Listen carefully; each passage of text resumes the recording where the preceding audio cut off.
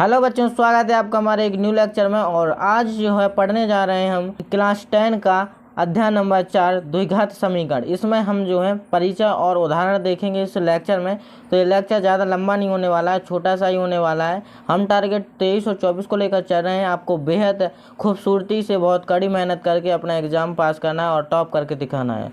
तो हम इस चैप्टर का पूरा ओवरव्यू ले लेते हैं कि इस चैप्टर में बेसिकली हमें पढ़ना क्या है और क्या क्या पढ़ना है। तो सबसे पहले हमें पढ़ना है इसमें द्विघात समीकरण।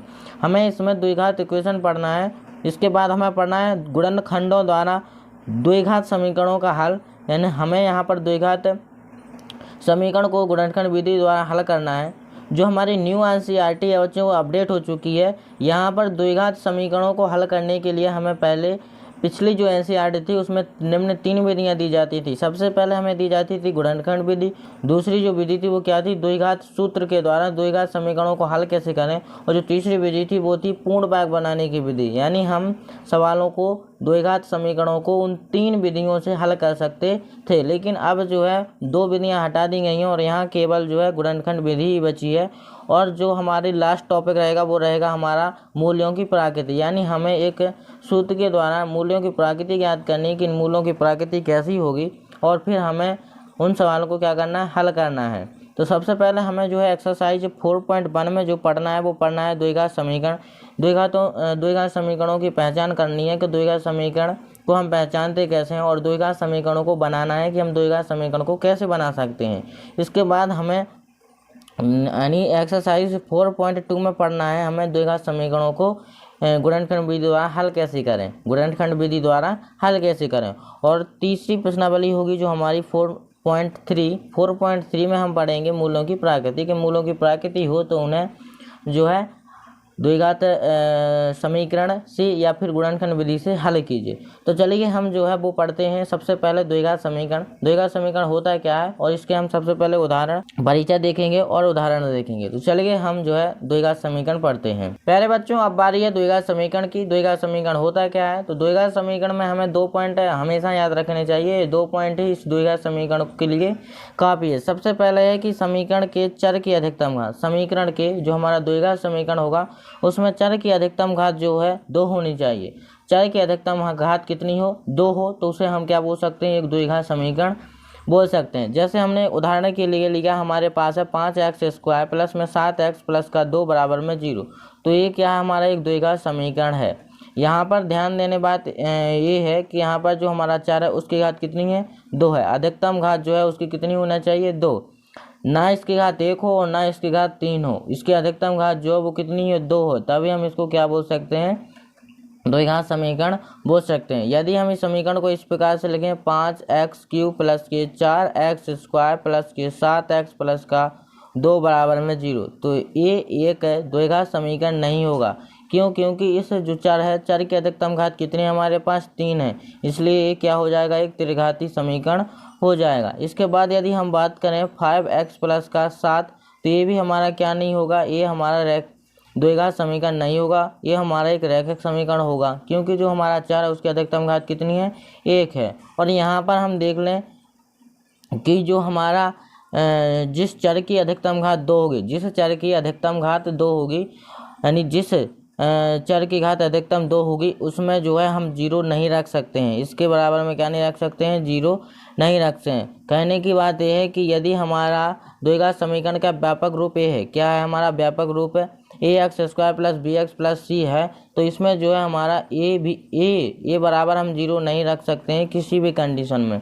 हम किसी भी कंडीशन में यहाँ पर a बराबर 0 नहीं रख सकते हैं। ये हमें द्विघात समीकरण का व्यापक रूप या मानक रूप दिया जाता है ax² plus bx plus c बराबर 0, जहाँ पर जो है a b व c जो होती हैं वास्तविक संख्याएँ होती हैं। यहाँ पर हम देखें तो यहाँ पर हम किसी भी कंडीशन में a बराबर 0 नहीं रख सकते। हम b बराबर 0 रख सकते हैं, c बराबर 0 रख सकते हैं, हमारा वो द्विघात समीकरण ही होगा। लेकिन यदि हम a बराबर 0 रख दें तो वो हमारा एक द्विघात समीकरण नहीं होगा। जैसे हम यहाँ पर लिखें 5x² प्लस का 7x प्लस का 2 बराबर 0, उसी एग्जाम्पल को ले लेते हैं। यदि हम यहाँ पर a देखें, a जो हमारा होगा ये a का मान होगा, ये b का होगा और ये जो है c का मान होगा। ये हमारे a b c के मान होंगे। यदि हम b की जगह पर 0 रख दें, यानी हम क्या रख दें 5x² प्लस का 0 इंटू एक्स प्लस का 2 बराबर 0, तो हमारा जो है यहाँ पर 5x² प्लस ये तो 0 हो जाएगा प्लस 2 बराबर 0, तो ये हमारा क्या होगा, एक द्विघात समीकरण होगा। क्या होगा, द्विघात समीकरण होगा, क्योंकि इसमें जो चर की अधिकतम घात है वो कितनी है, 2 है। यहाँ पर चर की अधिकतम घात कितनी है, 2 है। यदि हम यहाँ पर क्या करें, यहाँ पर 5x² प्लस 7x प्लस यहाँ पर हम 2 ना रख के क्या रख दें 0 बराबर 0, तो हमारा 5x² प्लस का 7x बराबर 0, तो ये भी हमारा क्या होगा, एक द्विघात समीकरण होगा। क्या होगा, द्विघात समीकरण होगा, क्योंकि इसमें जो चर की अधिकतम घात है वो कितनी है, हमारे पास 2 है। कहने का मतलब ये है कि हम b और c बराबर 0 रख सकते हैं, तो हमारे जो है द्विघात समीकरण में कोई भी फर्क नहीं पड़ेगा, वो एक द्विघात समीकरण ही होगा। लेकिन यदि हम a बराबर 0 रख दें, इस पद की जगह पर यदि हम 0 रख दें, तो हमारा जो समीकरण है वो द्विघात समीकरण नहीं होगा। यदि हम किसी भी देश के राष्ट्रपति को मार देंगे तो फिर वो राष्ट्रीय कैसे चल पाएगा। इसी प्रकार ये है कि यदि हम उसके मुख्य यानी उसके मेन पॉइंट को ही यहाँ पर डिस्ट्रॉय यानी तोड़ देंगे, तो वो समीकरण जो है द्विघात समीकरण नहीं रहेगा। यदि हम यहाँ पर इन दोनों बराबर यानी ये b और c बराबर भी 0 रख दें, तो भी जो है हमारा वो द्विघात समीकरण होगा। कैसे, यदि हम यहाँ पर लिखें 5x² प्लस के यहाँ पर 0 इंटू एक्स प्लस यहाँ भी 0 रख दें, बराबर में क्या है हमारा 0, तो यहाँ पर क्या होगा 5x² प्लस का यहाँ भी 0 हो जाएगा प्लस यहाँ भी 0 हो जाएगा, बराबर में 0 आएगा। तो यहाँ पर यानी जो है सब 0 है, तो यहाँ पर क्या बचेगा खाली हमारा 2, यानी 5x² बराबर में 0, तो ये भी क्या है हमारा एक द्विघात समीकरण है, क्योंकि इसमें जो है चर की अधिकतम घात कितनी है 2 है, यानी जिस समीकरण में भी हमारी चर की अधिकतम घात 2 होगी वो हमारा एक द्विघात समीकरण होगा। तो बस हमें इतनी सी बातें यहाँ याद रखनी थी कि हमारा जो द्विघात समीकरण होगा उसमें जिस चर की अधिकतम घात यानी जिस चर की अधिकतम घात 2 होगी उस पद में हम 0 नहीं रख सकते हैं, बाकी जो हमारे पद होंगे उसमें हम 0 रख सकते हैं। तो इस प्रकार से हमारा द्विघात जो समीकरण था ये होता है द्विघात समीकरण की। द्विघात समीकरण की जो अधिकतम घात वो कितनी होना चाहिए, 2 होना चाहिए। द्विघात समीकरण का मानक रूप है जो याद करना है हमें, ये हमेशा जो है ऑब्जेक्ट में पूछा जाता है कि द्विघात समीकरण का व्यापक रूप या मानक रूप बताइए, तो आपको याद रखना है ax² प्लस bx प्लस का c बराबर 0। इस प्रकार से जो है हमारा द्विघात समीकरण का इंट्रोडक्शन समाप्त होता है। अब हम जो है इसके उदाहरण देखते हैं। उदाहरण सबसे पहले हम दूसरा करेंगे, क्योंकि दूसरे में आपको वहाँ पर समीकरण बताना है कि ये द्विघात समीकरण है या नहीं। फिर हम उदाहरण नंबर 1 को देखेंगे, क्योंकि उदाहरण नंबर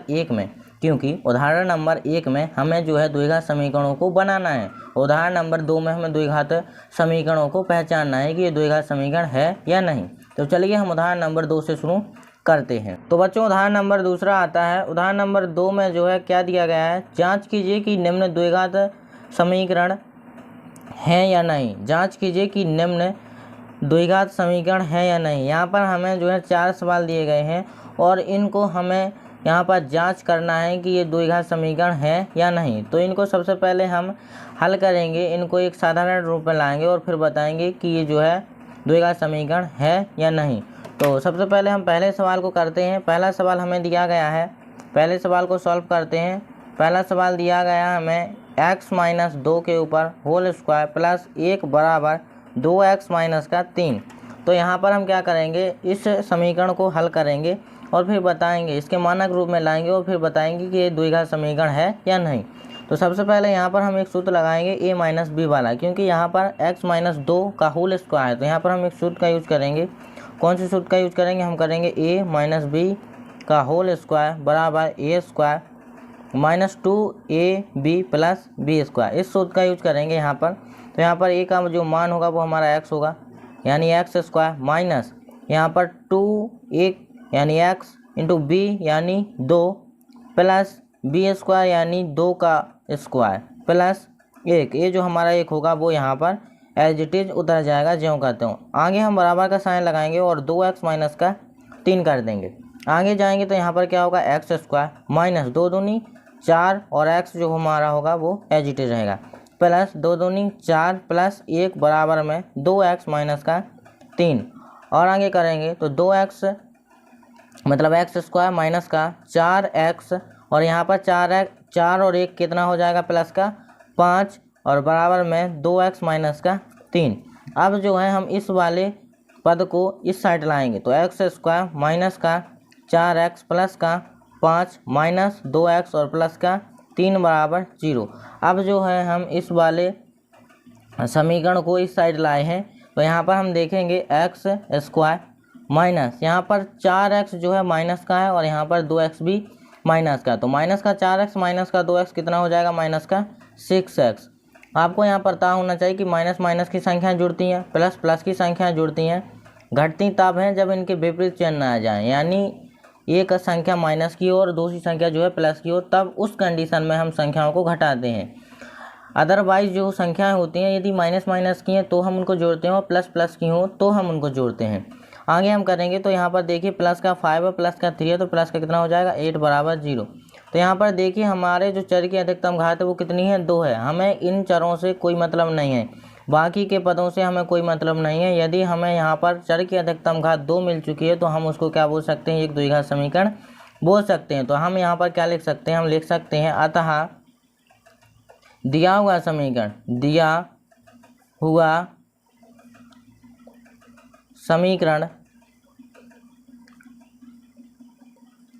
द्विघात समीकरण है, द्विघात समीकरण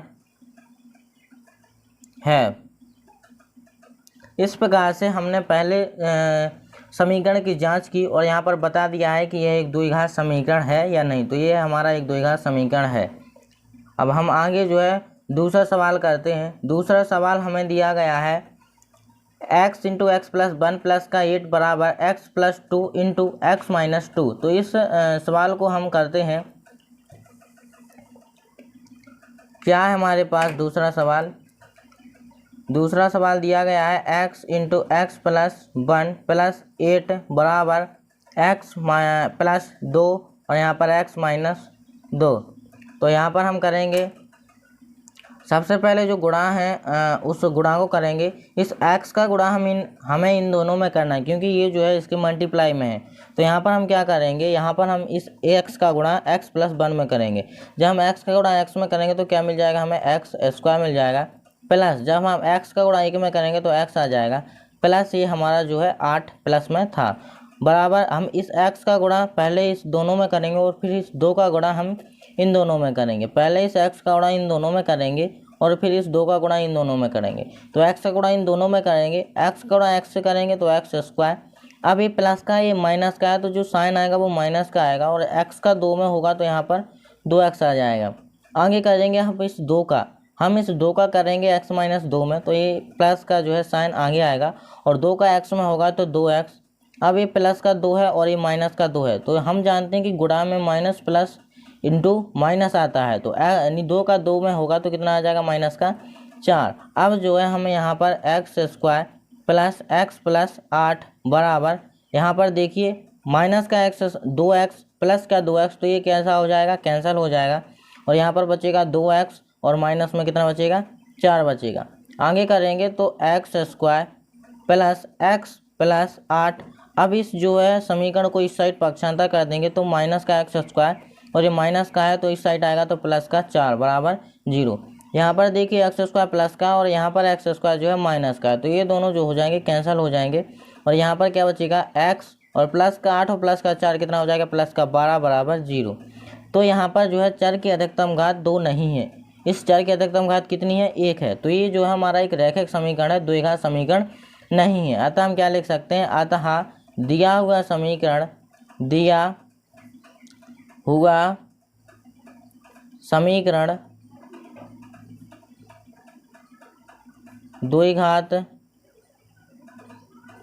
समीकरण नहीं है। इस प्रकार से हमारा ये दूसरा सवाल, इस दूसरे सवाल की भी जांच होती है कि एक दूसरा यानी द्विघात समीकरण है या नहीं। बच्चों यहाँ तक आपको यदि लेक्चर समझ में आया हो तो वीडियो को लाइक ज़रूर करें, अपने मित्रों के साथ शेयर ज़रूर कर दें इस वीडियो को ताकि उनकी भी हेल्प हो। आगे हम जो है क्वेश्चन नंबर 3 करते हैं। बच्चों क्वेश्चन नंबर जो 3 है वो क्या है हमारे पास, x इंटू 2x प्लस के 3 बराबर एक्स स्क्वायर प्लस 1। इस जो है क्वेश्चन को हम करते हैं। इस क्वेश्चन को हम अगले पेज में करेंगे, तो यहाँ पर हम जो है इस पेज में करेंगे और यहाँ पर हम तीसरा सवाल लिखेंगे। तीसरा सवाल हमें क्या दिया गया है, तीसरा सवाल दिया गया है हमें x इंटू 2x प्लस 3 बराबर में एक्स स्क्वायर प्लस 1। इस सवाल को हम करेंगे तो हम सबसे पहले क्या करेंगे, इस x का गुणा इन दोनों में कर देंगे। तो x का गुणा 2x में होगा तो 2x स्क्वायर होगा, प्लस x का गुणा 3 में होगा तो 3x होगा, बराबर में एक्स स्क्वायर प्लस का 1। यदि आपको ये मल्टीप्लाई समझ में नहीं आ रहा हो तो यहाँ पर देख लीजिए, जब हम 2x में x का गुणा करेंगे तो ये 2 तो हमारा ज्यों का त्यों रहेगा और x का x में होगा तो हमारे पास एक्स स्क्वायर आ जाएगा। जब हम 3 में x का गुणा करेंगे तो x जो है कोई संख्या नहीं है, यह एक चर है। इस चर में इसका गुणा करेंगे तो ये इसके बगल में आ जाएगा, यानी 3x आ जाएगा। तो इस प्रकार से हमारा ये आ जाता है। अब हम क्या करेंगे, इस वाले समीकरण को इस साइड पक्षांतर में ले लेंगे। तो 2x स्क्वायर प्लस का 3x, इसको माइनस में लाएंगे तो ये प्लस का है, तो माइनस का एक्स स्क्वायर माइनस का 1 बराबर 0। यहाँ पर देखें तो 2x स्क्वायर जो है हमारे पास प्लस का है और 1x स्क्वायर जो हमारे पास है वो माइनस का है। तो यहाँ पर ये प्लस का, ये माइनस का है, तो यहाँ पर विपरीत कंडीशन है, इसलिए जो दोनों जो हैं वो घट जाएंगे। 2x स्क्वायर में से 1x स्क्वायर जाएगा तो हमारे पास केवल 1x स्क्वायर बचेगा। और यहाँ पर देखिए प्लस का 3x और माइनस का कितना 1 बराबर में यहाँ पर कितना है 0। तो यहाँ पर जो चर की अधिकतम घात है वो कितनी है 2 है। अतः हम बोल सकते हैं कि यह एक द्विघात समीकरण है। अतः दिया हुआ समीकरण द्विघात समीकरण है, द्विघात समीकरण है। इस प्रकार से हमारा तीसरा सवाल होता है। अब जो है हम इसका चौथा सवाल करते हैं। चौथा सवाल है हमारे पास, प्यारे बच्चों, हमारे पास चौथा सवाल है x प्लस का 2 का होल क्यूब बराबर एक्स क्यूब माइनस का 4। तो यहाँ पर हमें जो है, अब हमें x यानी ये प्लस b का होल क्यूब की सूत्र की आवश्यकता होगी। तो इस सवाल को हम करते हैं। इस सवाल को सबसे पहले हम लिखते हैं, तो लिखेंगे हम यहाँ पर चौथा सवाल। और चौथा सवाल हमें क्या दिया गया है, हमें दिया गया है x प्लस 2 का होल क्यूब बराबर एक्स क्यूब माइनस का 4। तो यहाँ पर जो है आपको a प्लस b का होल क्यूब के सूत्र को याद करना होगा। आप क्लास 9th में इन सारे सूत्रों को अध्याय नंबर 2 में पढ़ चुके हैं। वहाँ पर टोटल आपके पास 8 सूत्र थे, तो उन सूत्रों में ये भी सूत्र थे, तो आपको याद होंगे। या नहीं है तो आप याद कर लीजिए। यहाँ पर a प्लस b का जो होल क्यूब होता है वो होता है मेरे प्यारे बच्चों a क्यूब प्लस का 3a square into B plus 3ab square plus b का होल क्यूब। ये सूत्र जो है हम इस इक्वेशन में लगा देंगे। तो यहाँ पर a का मान जो है हमारा x है और जो b का मान है वो हमारे पास 2 है। तो चलिए हम इसमें लगाते हैं a क्यूब, मतलब x के ऊपर q होगा, प्लस 3 इंटू a का मान क्या हमारे पास x इसका स्क्वायर इंटू b यानी 2 प्लस 3 इंटू एक्स मतलब a, 3 इंटू a मतलब यहाँ पर x होगा इंटू b यानी यहाँ पर 2 का whole square plus b cube यानी 2 का होल क्यूब, और बराबर में जो हमें इक्वेशन दिया गया है एक्स क्यूब माइनस का 4। आगे करेंगे इसको, तो एक्स क्यूब प्लस यहाँ पर 3 का होगा 2 से, तो 3 इंटू 2 हो जाएगा 6 और यहाँ पर एक्स स्क्वायर, यहाँ पर प्लस फिर आएगा और यहाँ पर 2 का जो वर्ग होगा वो होगा कितना 4, 2 गुणा 2 कितना होगा 4 और 4 का गुणा होगा 3 में 4 3 12 इंटू कितना आ जाएगा x। हम जानते हैं कि 2 गुणा जो 2 होगा वो कितना होगा हमारे पास 4, और इस 4 का जब हम गुणा करेंगे किस में, यहाँ पर कितना हो जाएगा 4 और इस 4 का गुणा करेंगे 3 से, तो 4 3 कितना हो जाएगा 12 और 12 का गुणा होगा x से, तो हमारा कितना आ जाएगा 12x। प्लस हमें करना है 2 का घन यानी 2 का क्यूब करेंगे, तो यहाँ पर 2 गुणा 2 गुणा 2, 2 दूनी 4, 4 दूनी हमारे पास कितना आ जाएगा 8। तो इस प्रकार से हम यहाँ पर 8 लिखेंगे बराबर एक्स क्यूब माइनस का 4। अब हम जो है इस वाले इक्वेशन को इस साइड क्या कर देंगे पक्षांतर करेंगे। आप चाहो तो इस साइड पक्षांतर भी कर सकते हो या फिर यहाँ से सीधा सीधा काट सकते हो, एक्स क्यू से एक्स क्यू काट दोगे। क्यों? क्योंकि इन दोनों के बीच में किसका साइन है, बराबर का साइन है, और हम जानते हैं कि जब हम इस इक्वेशन को इस साइड पक्षांतर करेंगे तो ये जो है प्लस का है और ये भी प्लस का है। जब हम इसको इस साइड पक्षांतर करेंगे तो ये जो है डेफिनेटली किसका बनेगा, माइनस का बनेगा, और जब ये इस साइड आएगा तो माइनस का बनेगा, और ये हमारा प्लस का है और ये इस साइड आएगा तो माइनस का बन जाएगा। तो यहाँ पर माइनस प्लस क्या हो जाएंगे, कैंसिल हो जाएंगे। तो हमने यहाँ पर डाक ठीक काट दिए। यदि यह ये माइनस का होता है, यदि यहाँ ये माइनस का एक्स क्यू होता तो हम यहाँ पर नहीं काट सकते थे। क्यों? क्योंकि यहाँ पर यदि हम काट देते और हम इस साइड आते तो ये माइनस का था, और इस साइड आएगा तो किसका हो जाएगा, प्लस का। तो यहाँ पर भी प्लस का है, और इस साइड आता तो ये भी प्लस का हो जाता। तो यहाँ पर फिर ये जुड़ जाता, कटता नहीं, जुड़ जाता। लेकिन यहाँ पर जो है इन दोनों के बीच बराबर का साइन लगा हुआ है, और ये दोनों जो है प्लस प्लस के हैं, इसलिए हम काट सकते हैं। आप यहाँ पर एक उदाहरण द्वारा समझिए। हमने यदि यहाँ पर लिख दिया 6x प्लस का 3 बराबर, यहाँ पर लिखा हमने 5x प्लस का 3। यहाँ पर देखिए, यदि हम यहाँ पर क्या करें, इस 3 को इस 3 से काट दें तो यहाँ पर हमें कोई भी प्रॉब्लम नहीं होगी। क्यों? क्योंकि यदि हम 6x प्लस का 3 और इसको माइनस में लाएं, 5x माइनस का 3 बराबर 0, क्योंकि इस साइड आएंगे तो ये सारे जो है माइनस के हो जाएंगे, प्लस के हैं तो किसके हो जाएंगे, माइनस के। तो इस साइड आएंगे तो भी कटेंगे, और यदि आप डायरेक्ट काट दोगे तो भी कटेंगे। तो ये जो है हमारा समय यानी टाइम को बचाने के लिए था। आप चाहो तो इस इक्वेशन को पूरा भी काट सकते हो। अब क्या करेंगे, 6x² प्लस के 12x प्लस का 8, और इस 4 को इस साइड आएंगे तो प्लस का 4 बराबर 0। आगे करेंगे तो 6x² प्लस के 12x, और यहाँ पर 8 और 4 कितना हो जाएगा, 12 बराबर 0। तो ये जो है हमारा एक द्विघात समीकरण है। यहाँ पर आप चाहो तो इस 6 को कॉमन भी ले सकते हो। यहाँ पर 6 को कॉमन लोगे तो यहाँ पर कितना बचेगा, x² प्लस यहाँ पर 2x प्लस यहाँ पर 2। कॉमन का मतलब है हम उस संख्या का भाग दे रहे हैं। तो यहाँ पर यदि हम 6 का भाग दें तो यहाँ पर 6 से 6 कैंसिल, यहाँ पर 6 दूनी 12, 6 दूनी 12। अब इस 6 जो है एक गुणा की संख्या है तो भाग में पहुँच जाएगी, यानी जो हमारा फाइनल आंसर होगा वो होगा x² प्लस 2x प्लस 2 बराबर 0। तो इस प्रकार से जो है हमारा क्या है, अब जो है बच्चे पूछेंगे 6 कहाँ गया, तो 6 जो है वो 0 के कहाँ पर चला जाएगा, भाग में चला जाएगा, 0/6। और इसका जो आंसर होगा वो कितना आएगा, 0 ही आएगा। तो यहाँ पर जो है हमारे दूसरे उदाहरण में 4 सवाल थे, उसमें हमें पहचानना था कि कौन द्विघात समीकरण है और कौन द्विघात समीकरण नहीं है। तो इस प्रकार से हमें प्रश्नावली में भी सवाल मिलेंगे। आप यदि यहाँ पर आपने अच्छे से समझा होगा तो प्रश्नावली के जो सवाल हैं वो आप पर अच्छे से बन जाएंगे। तो यहाँ पर हम क्या लिख सकते हैं, यहाँ पर हम लिख सकते हैं अतः यह एक द्विघात समीकरण है, अतः यह एक द्विघात समीकरण है। तो ये हमारा उदाहरण नंबर दूसरा था। उदाहरण नंबर पहले को करते हैं। अब उदाहरण नंबर, बच्चों स्वागत है आपका हमारे उदाहरण नंबर पहले पर। उदाहरण नंबर 2 को हमने कर लिया था, और इसका जो है कॉन्सेप्ट भी बता दिया कि द्विघात समीकरण होता क्या है, द्विघात समीकरण को पहचानना कैसे है, द्विघात समीकरण को बनाना कैसे है, ये सब जो डिस्कशन है हमने थोड़ी ही देर पहले ये सब कर लिए हैं।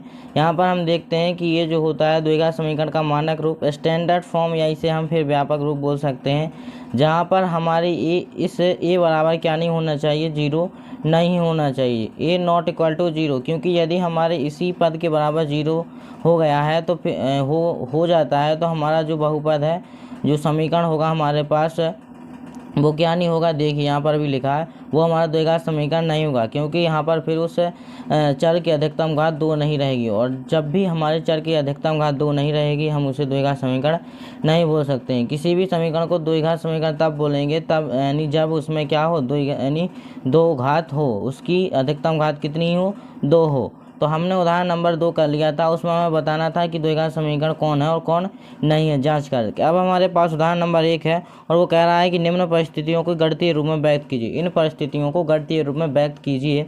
हमारे पास 1 और 2 सवाल हैं इसमें। वो कह रहा है कि हमें इसको हल करना है और गणितीय रूप में व्यक्त करना है। यहाँ पर हमें इसे क्या करना है, इसमें से केवल द्विघात समीकरण को बनाना है, इसे हल नहीं करना है। तो हमारे पास जो पहली कंडीशन दी गई है, परिस्थिति दी गई है, वो क्या दी गई है कि जॉन और जामती दोनों के पास कुल मिलाकर 45 कंचे हैं।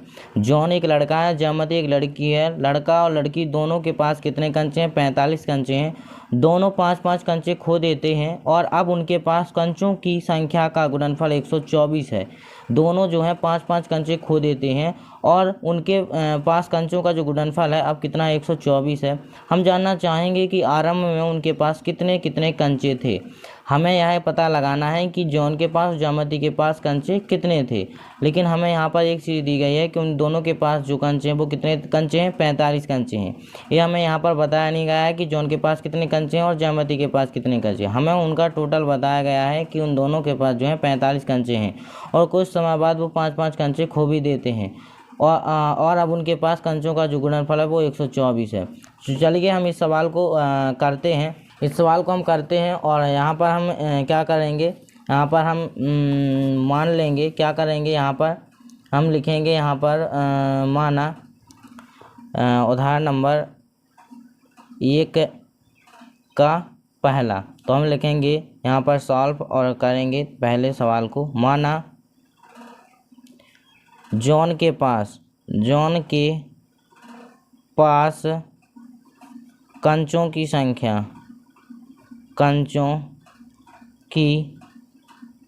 संख्या कितनी है, x है। कितनी है, x है। तब जो जामवती के पास कंचों की संख्या कितनी होगी, जामवती के पास कंचों की संख्या कितनी होगी हमारे 45 माइनस का x। यहाँ पर देखो बात समझने योग्य है कि यदि किसी दो मित्रों के पास 45 कंचे हो और हमने बोल दिया है कि पहले मित्र के पास कितने कंचे हैं, 5 कंचे हैं, तो दूसरे मित्र के पास कितने कंचे होंगे। जब दोनों के पास कुल ही कंचे कितने हैं, 50 हैं, तो पहले के पास 5 कंचे होंगे तो दूसरे के पास कितने कंचे बचेंगे, 45 कंचे। उसी प्रकार यहाँ पर भी है, यदि हमने जॉन के पास कंचे कितने मान लिए, जॉन के पास x कंचे मान लिए, तो जामवती के पास कितने कंचे हो जाएंगे, 45 माइनस के x। यदि हमने यहाँ पर बोल दिया कि जॉन के पास 2 कंचे हैं तो जामवती के पास कितने हो जाएंगे, 45 माइनस का 2 यानी 43 कंचे। उसी प्रकार हमने क्या किया है, यहाँ पर मान लिया है कि जॉन के पास जो है कंचों की संख्या x है और जामवती के पास कंचों की संख्या कितनी है, 45 माइनस का x है। अब जो है कुछ समय पश्चात वो क्या कर देते हैं, 5-5 कंचे खो देते हैं। क्या कर देते हैं, 5-5 कंचे खो देते हैं। तो अब हम इसको आगे करते हैं और लिखते हैं 5-5 कंचे खो जाने के बाद प्रश्नानुसार क्या लिखेंगे, 5-5 कंचे खो जाने के बाद ये 5-5 कंचे जब खो देंगे तो इनके पास कितने कंचे बचेंगे, जो है जॉन के पास कंचों की संख्या, जॉन के पास कंचे कितने कंचे बचेंगे, जॉन के पास कंचे। यदि उसके पास x कंचे थे, अब उसने 5 कंचे खो दिए यानी x में से 5 कंचे कम होंगे यानी x माइनस का 5। और जामवती के पास कंचे, जामवती के पास कंचे कितने होंगे, 45 माइनस का x। जामवती के पास कंचे पहले से थे और अब उसके पास से 5 कंचे जो हैं खो चुके हैं, तो यहाँ पर कितना बचेगा, 4 यानी 45 में से 5 जाएगा, 40 माइनस का x, 40 माइनस का x। इस प्रकार से 5-5 कंचे खो जाने के बाद उनके पास जो है कंचे कितने बचेंगे, x माइनस के 5 और 40 माइनस का x। तो यहाँ पर हम अब क्या करेंगे, अब इन दोनों का जो गुणनफल है वो कितना दिया गया, हमें 124 दिया गया है। कितना दिया गया है, 124। तो अब हम क्या करेंगे, इन दोनों का गुणा करेंगे यानी x माइनस का 5 और गुणा होगा 40 माइनस का x बराबर में इन दोनों का जो गुणनफल है वो कितना है, 124 है। आगे करेंगे x का जो गुणा करेंगे इन दोनों में करेंगे और फिर 5 का जो है इन दोनों में गुणा करेंगे। तो x का करेंगे हम 40 में तो कितना आ जाएगा, 40x माइनस ये वाला आएगा, x का होगा x में तो x स्क्वायर, माइनस का 5 है प्लस का 40 है तो माइनस का चिन्ह आगे आएगा और 4×5 = 20 यानी यहाँ पर 200 आएगा माइनस में। माइनस माइनस क्या होगा, प्लस होगा। 5 का होगा x में तो कितना आ जाएगा, 5x बराबर में 124। अब और आगे करते हैं, तो अब क्या करेंगे हम, यहाँ पर माइनस x को आगे लिखेंगे क्योंकि बड़ी घात हमारी आगे जाएगी। यहाँ पर 40x प्लस का 5x भी प्लस का है तो प्लस में कितना हो जाएगा, 45x माइनस का 200 बराबर में 124। इस प्रकार से जो है हमारा क्या हो जाएगा, समीकरण हो जाएगा। अब हम इस 124 को क्या कर देंगे, पक्षांतर कर देंगे। तो माइनस का x स्क्वायर प्लस का 45x माइनस का 200 और माइनस का 124 बराबर में कितना आएगा, 0। तो यहाँ पर माइनस का x स्क्वायर प्लस 45x और माइनस का कितना होगा, 324 बराबर में कितना होगा, 0। तो हम क्या करेंगे, इसमें माइनस का गुणा करेंगे तो हमारा जो x स्क्वायर वाला पद है वो क्या हो जाएगा, प्लस में हो जाएगा। तो माइनस का गुणा किसका करेंगे, माइनस का गुणा करेंगे तो क्या हो जाएगा, x स्क्वायर, ये प्लस का है तो माइनस का हो जाएगा 45x और प्लस का 324 बराबर 0। तो इस प्रकार से हमने इसे गणितीय रूप में क्या कर दिया है, व्यक्त कर दिया है और हमारे पास यह एक क्या आ चुका है, द्विघात समीकरण आ चुका है। अब हम इसकी जो है दूसरी समस्या को सॉल्व करते हैं। दूसरी समस्या हमारे पास क्या दी गई है, दूसरी समस्या दी गई है हमारे पास कि एक कुटीर उद्योग एक दिन में कुछ खिलौने निर्मित करता है। प्रत्येक खिलौने का मूल्य रुपये में प्रत्येक खिलौने का मूल्य रुपयों में दिया गया है। तो प्रत्येक खिलौने का मूल्य 55 में से एक दिन में निर्माण किए गए खिलौनों की संख्या को घटाने से प्राप्त संख्या के बराबर है। किसी एक दिन कुल निर्माण लागत 750 थी। हम उस दिन निर्माण किए गए कुल खिलौनों की संख्या ज्ञात करना चाहेंगे। तो ये जो है सवाल है, इस सवाल को 2-3 बार पढ़ेंगे तब जाके आपको समझ में आएगा। वो क्या कह रहा है कि ये कुटीर उद्योग एक दिन में कुछ खिलौने निर्माण करता है। ये कुटीर उद्योग है और वह एक दिन में कुछ खिलौनों का निर्माण करता है। प्रत्येक खिलौने का मूल्य रुपयों में दिया गया है। 55 में से एक दिन में निर्माण किए गए खिलौनों की संख्या को घटाने पर 55 में से एक दिन में निर्माण किए गए खिलौनों की संख्या को घटाने पर प्राप्त संख्या के बराबर है। एक दिन में निर्माण की गई कुल लागत जो है 750 थी। हम उस दिन निर्माण किए गए खिलौनों की संख्या ज्ञात करना चाहेंगे। यहाँ पर हमें मानना होगा, सबसे पहले मानेंगे हम यहाँ पर, माना उस दिन निर्माण किए गए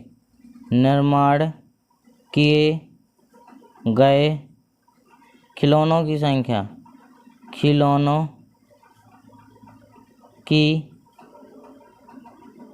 संख्या x है। उस दिन निर्माण किए गए खिलौनों की संख्या कितनी है? x है। जिस दिन लागत कितनी थी? 750 रुपये थी। प्रत्येक खिलौने का मूल्य 55 में, प्रत्येक खिलौने का मूल्य रुपये में है। 55 में से एक दिन निर्माण किए गए खिलौनों की संख्या को घटाने पर, तो हमने माना कि उस दिन निर्माण किए गए खिलौनों की संख्या कितनी थी? x थी। तो इसे हमें 55 में से क्या करना है? घटाना है। 55 में से घटाने पर प्राप्त संख्या के बराबर है।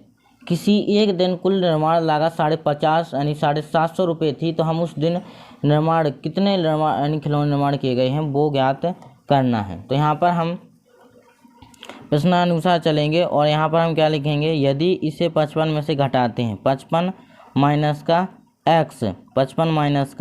x, तो जो है वो प्राप्त संख्या के बराबर होती है। मतलब इसमें x का और होगा और ये जो है 750 उस दिन की निर्माण लागत थी। इसका हम करेंगे यहाँ से, तो 55x माइनस का x स्क्वायर और माइनस का कर देंगे 750 बराबर 0। अब हम आगे लाएंगे माइनस का x स्क्वायर और प्लस में आएगा हमारा 55x और माइनस का आएगा हमारा 750 बराबर में 0। अब हम क्या कर देंगे? माइनस का गुणा करेंगे, तो यहाँ पर x स्क्वायर माइनस का 55x हो जाएगा और प्लस का कितना हो जाएगा? 750 बराबर में 0। अब जो है हम क्या करेंगे? इसे गुणनखंड विधि से हल करना है, तो वो हम प्रश्नावली 4.2 में करेंगे। इस प्रकार से जो है हमारा ये गणितीय रूप में व्यक्त होता है। तो ये था प्यारे बच्चों इस प्रश्नावली 4.1 का कॉन्सेप्ट और उदाहरण जो थे हमारे पास 2 ही उदाहरण थे, उदाहरण नंबर 2 और उदाहरण नंबर 1। उदाहरण नंबर 1 में हमारे पास 2 क्वेश्चन दिए गए थे, जिनमें से हमें द्विघात समीकरणों को बनाना था, उसे गणितीय रूप में लाना था। और उदाहरण नंबर 2 में हमें जो है द्विघात सूत्रों को पहचानना था, द्विघात समीकरणों को पहचानना था कि द्विघात समीकरण को कैसे पहचानते हैं और द्विघात समीकरण होते क्या हैं। तो वो हमारा सब उदाहरण नंबर 2 में था। आई होप कि आपको ये छोटा सा लेक्चर समझ में आया होगा। अगर समझ में आया हो तो वीडियो को लाइक ज़रूर करें, चैनल को सब्सक्राइब जरूर करें। मिलते हैं किसी नेक्स्ट लेक्चर में किसी नेक्स्ट टॉपिक के साथ। तब तक के लिए जय हिंद, जय भारत।